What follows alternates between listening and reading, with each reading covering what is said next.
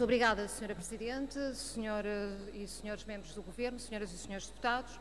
Os Verdes marcaram este debate porque se impunha que urgentemente o Sr. Ministro da Educação voltasse à Assembleia da República para falar e explicar sobre a tamanha atrapalhada da colocação de professores.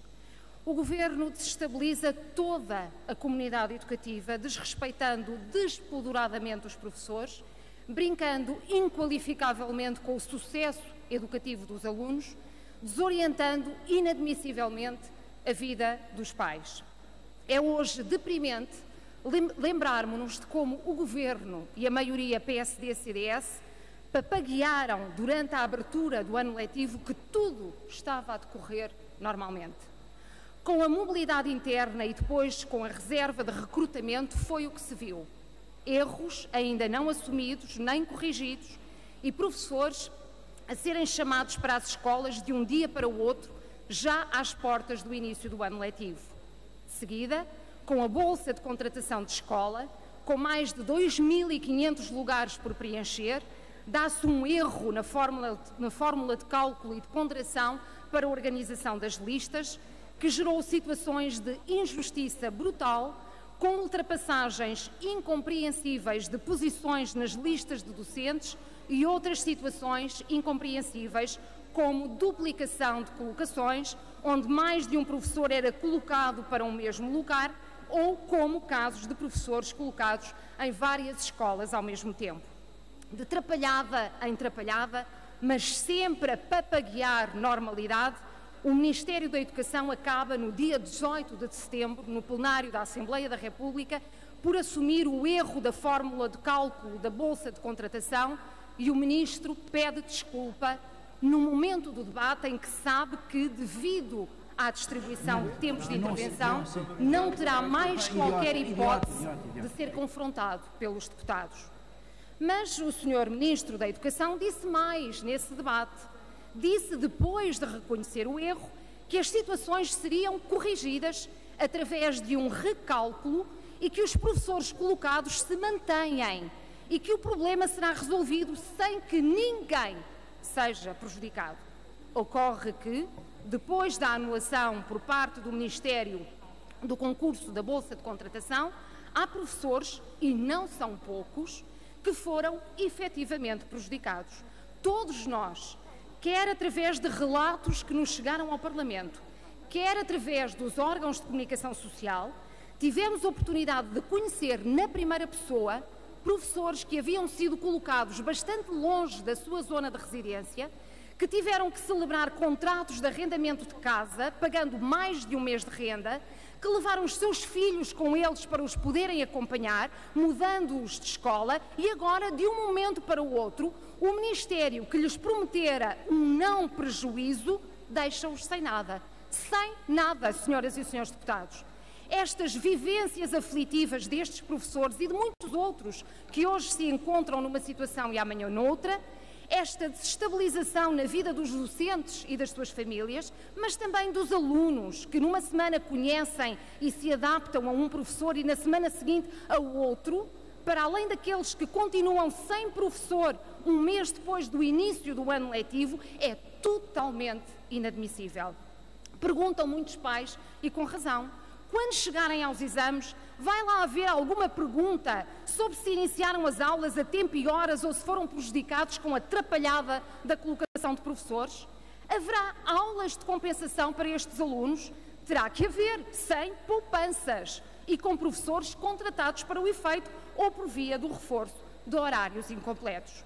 Mas, voltando à contratação de professores, o Sr. Ministro da Educação assegurou que os professores colocados através da Bolsa de Contratação não seriam prejudicados e que se manteriam colocados.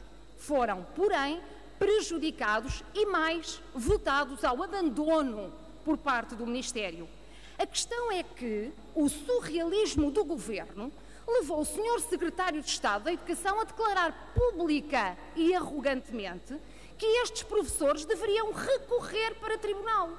E o senhor Ministro, em vez de desmentir de imediato essa remissão para tribunal, tendo em conta a palavra dada no Parlamento, o que veio fazer foi uma declaração em que quase alega que esses professores não estão agora no âmbito da sua preocupação, que isso se verá numa fase seguinte. Que fase seguinte? Se até 23 de setembro ainda decorre todo o período de mobilidade, o qual deveria ter em setembro. Se tudo está atrasado, em que fase se vai o Ministro da Educação preocupar com os professores cuja vida estragou? Senhora Presidente, senhoras e senhores deputados, e em particular, Senhor Ministro da Educação, é preciso dizer que estes erros sucessivos do Ministério da Educação são indesculpáveis.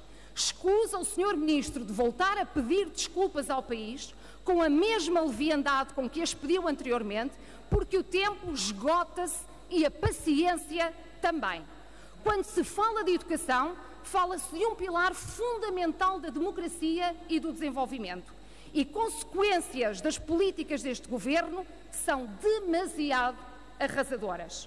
Hoje, o país pede que o governo assuma o mínimo que tem que assumir, indemnizando todos os professores que foram lesados em circunstâncias diversas, que abra o jogo e divulgue publicamente as listas de bolsa de contratação de escola, que divulgue todos os lugares de docência ainda por preencher, que responda aos recursos apresentados pelos professores, que defina a forma de compensar os alunos pelas aulas que não tiveram durante um mês do ano letivo. Mas mais, o país precisa de estabilidade no método de colocação de professores, que só é garantida com uma lista nacional de graduação profissional, que não seja definida às portas do início do novo ano letivo e que vincule ao quadro os professores que vão preencher necessidades permanentes das escolas.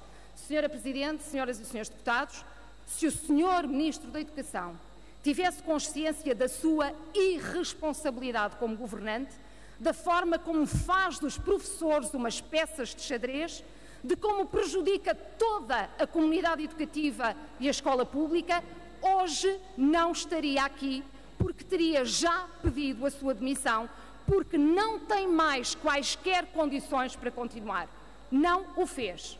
E o Sr. Primeiro-Ministro também não o demitiu, tornando-se expressamente conivente com todo este desaire.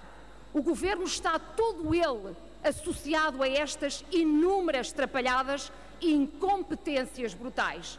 E porque com o Sr. Presidente da República só conta o Governo e mais ninguém, o PEV considera que o cheque-mate tem que ser dado a este Governo e às suas políticas pelo povo português. E por isso dizemos, é tempo de reforçar a luta pela dignidade do povo português.